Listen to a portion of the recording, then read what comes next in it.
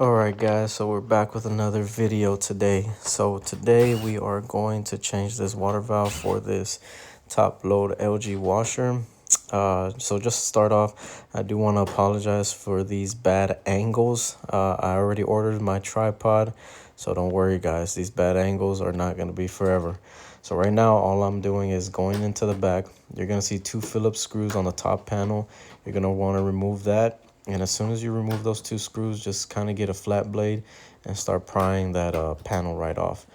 You'll see it just kind of pop off right there. So again, guys, I do apologize for these bad angles, but trying our best here. So what you want to do right after that, just be sure you disconnect the connectors. Be sure you know which connector goes on what solenoid.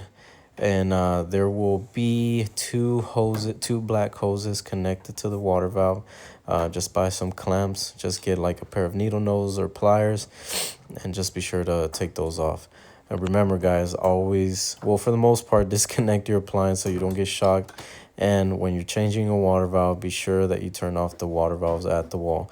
If they are not able to be turned off, get some clamps to, press up on the water supply lines and just pinch them. Even with some plastic straps, maybe 2 to 3 on one, they should be more than fine. But right there, you kind of just see me gazing what water hose goes to what hole. Right there, you just see me start taking them off now. And usually when we take them off, we try to, either put them in the wall so they're not really, causing a huge mess.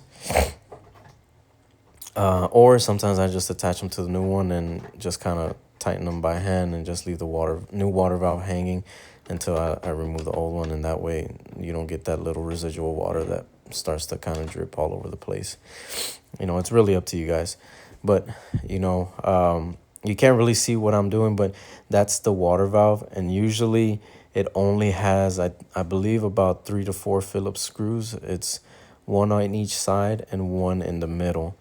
You will, I believe I did pick up the camera and show you guys, you will see that there are those little orange plastics where the water valve goes into. Those don't even have clamps. Those are just by pressure.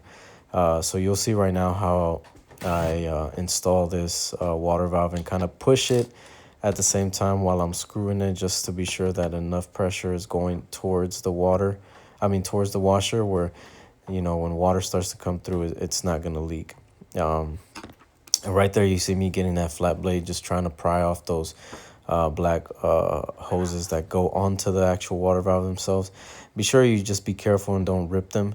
And don't just try to yank them by force. Just kind of pry them off. Just be careful with it, because what will happen is that sometimes you end up breaking something inside of it, and then, it'll be difficult to put in the new one, and you're just going to take longer than what you need to. So right there, you see me removing the old one.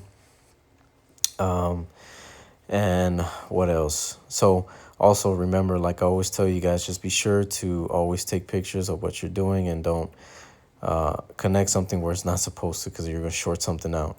But right there, you just see me placing it into position, and you see me pushing it towards like the inside of the washer. And like I said, that's only because I'm trying to apply pressure and be sure that those little orange plastics are actually going into the washer. You'll see right now once I pick up the camera.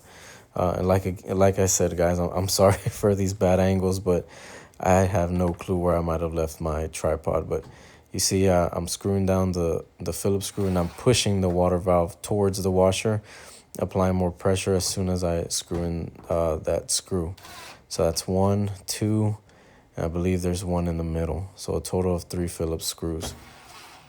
And at this point, I should be putting the clamps back on. And I'm pretty sure I do pick up the camera at some point and give you a different angle. Because right now, I can even admit this is not the best angle to even see what I'm doing. But if you want to pause the video once I actually pick up the camera and kind of show you what I'm looking at, it'll kind of be self-explanatory. So Um, what else? When dealing with water valve, guys, just always be sure to not cause a mess, especially with any sort of water valve at the wall. If you can't turn it off, bro, do not force it, because you will break it. I have been on that other side, and it's not fun. You feel horrible.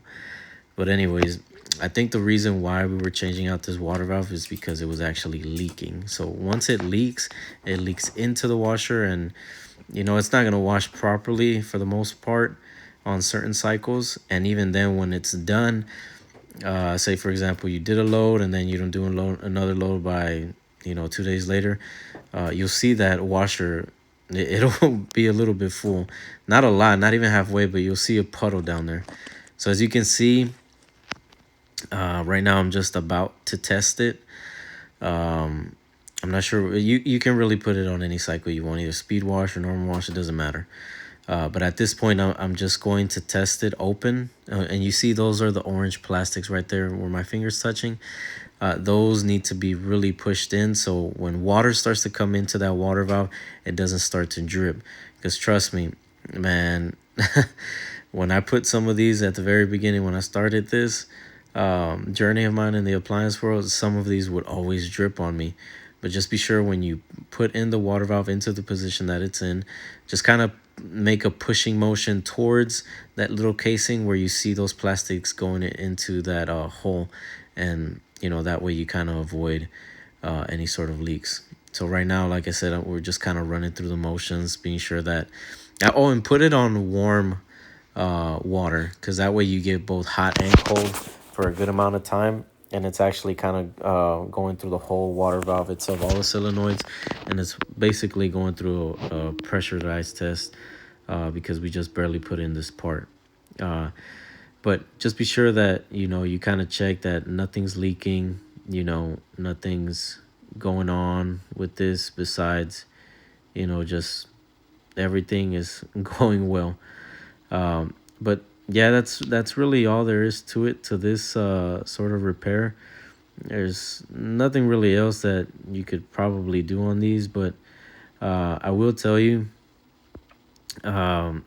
these are a little tricky if you don't know what you're doing. But like I've always said, guys, just be sure you always take pictures. Be sure you always stay prepared for anything. But also, I know I used to be uploading on I think Thursdays or Fridays. Now I'm changing that to Mondays. So expect another video on Monday. So this should be dropping in a few days. I think I'm doing this voiceover on a Saturday, so it will be up by Monday. But yeah, guys, I really appreciate all the feedback that you guys give me, and even the small views that we get on here. But like I said again, guys, I really appreciate it. Peace.